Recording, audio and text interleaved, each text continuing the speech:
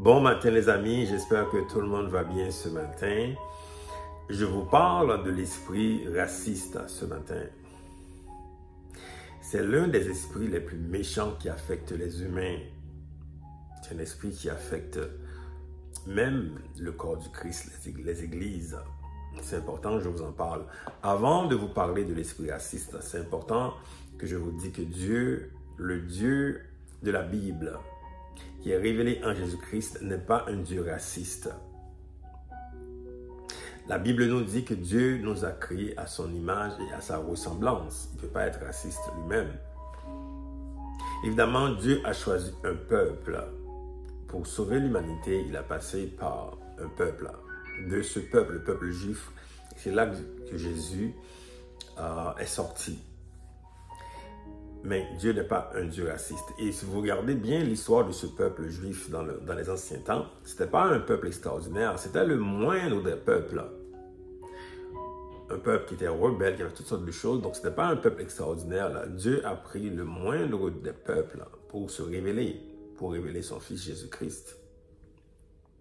Et ce même peuple a connu l'esclavage pendant plus de 400 ans. Donc Dieu n'était pas en train de choisir un peuple pour montrer que ce peuple est supérieur aux autres. Non, loin de là. Au contraire, comme j'ai dit, il a pris le moindre des peuples pour se révéler. Et même, il y a eu un comportement raciste aussi. Si vous vous rappelez ce qu'il dit la Bible, quand Moïse lui-même, un des leaders, un des pères que Dieu a choisi, Moïse avait une femme éthiopienne. Il y avait du racisme.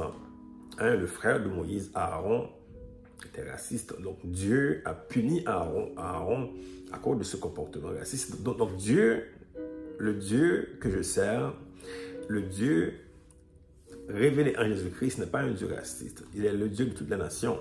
Ça, c'est important que je fasse cette mise en garde parce qu'il y a beaucoup de personnes là, qui rentrent dans toutes sortes de théories, qui font de Jésus un blanc, qui font de Jésus un noir. Ça, c'est du racisme. Maintenant, si on revient au sujet, l'esprit raciste, c'est un esprit qui est méchant. Il y a beaucoup de gens qui ont peur de l'esprit raciste. À chaque fois qu'on parle du racisme, il y a des gens qui ont peur. Des Noirs ont peur du racisme. Les Blancs également ont peur du racisme. Parce que c'est un esprit qui est méchant. C'est un esprit qui se manifeste surtout à travers l'orgueil. Quand des gens sont dominés par l'orgueil, l'orgueil, c'est un des moyens que l'esprit raciste se manifeste, ou bien la fierté. L'esprit raciste se manifeste aussi par la peur. Donc, quand les gens sont dirigés par l'orgueil ou la fierté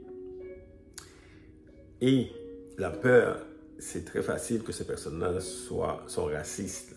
Et ils font des choses mal, ils font des choses terribles aux autres. Quand on pense qu'on est supérieur à quelqu'un, c'est ça le problème. Quand on pense que sa race est supérieure à une autre race, ça c'est la fierté, c'est l'orgueil.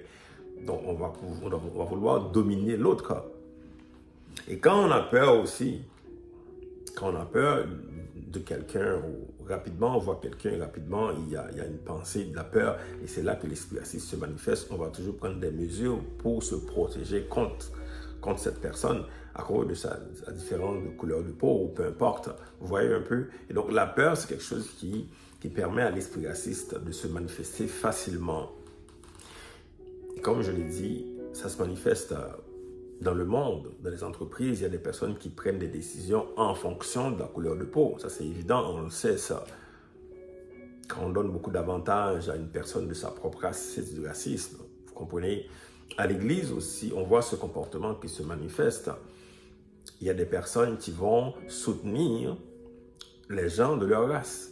Même si c'est un pasteur, Dieu se manifeste, il voit que Dieu se manifeste à travers cette personne, mais puisque c'est quelqu'un d'une différente race, on va le traiter différemment, on ne va pas le soutenir. C'est quelque chose qu'on voit, les amis, dans les églises. Alors c'est un esprit qui affecte beaucoup les relations, qui affecte les gens, qui affecte les familles. Il faut qu'on en parle aujourd'hui. Alors comment faire quand on voit qu'un esprit comme ça, un des esprits les plus méchants qui affecte les humains, qui affecte, comme je dis, même les églises, qui affecte tout le monde, il faut qu'on en parle. Il y a deux façons de gagner contre l'esprit raciste.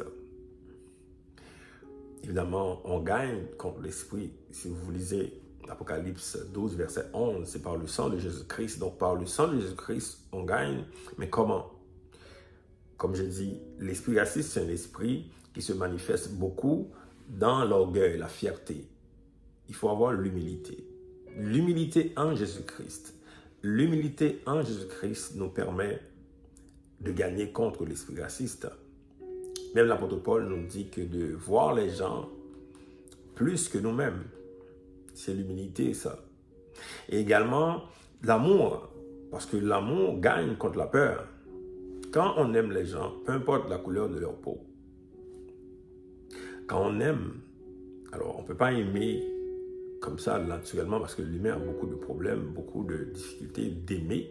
Mais à travers Jésus-Christ, à travers le sang de Jésus-Christ, à travers Jésus, on peut aimer. Donc c'est à travers Jésus-Christ et l'humilité à travers Jésus, l'amour à travers Jésus-Christ, c'est comme ça que nous allons pouvoir gagner contre l'esprit raciste qui affecte tellement de personnes. Moi, personnellement, j'étais affecté par l'esprit raciste. À un moment donné, moi, j'étais quelqu'un de très radical aussi, vous comprenez. Donc, c'est tout le monde. Hein. Ce n'est pas juste les Blancs, pas juste les Noirs, pas juste d'autres races. Les humains sont affectés par l'esprit raciste. Il faut savoir comment gagner. Et on gagne par l'humilité en Jésus-Christ et par l'amour en Jésus. Parce que Jésus est venu pour les nations, toutes les nations. Que le Seigneur vous bénisse. Bonne journée, à bientôt.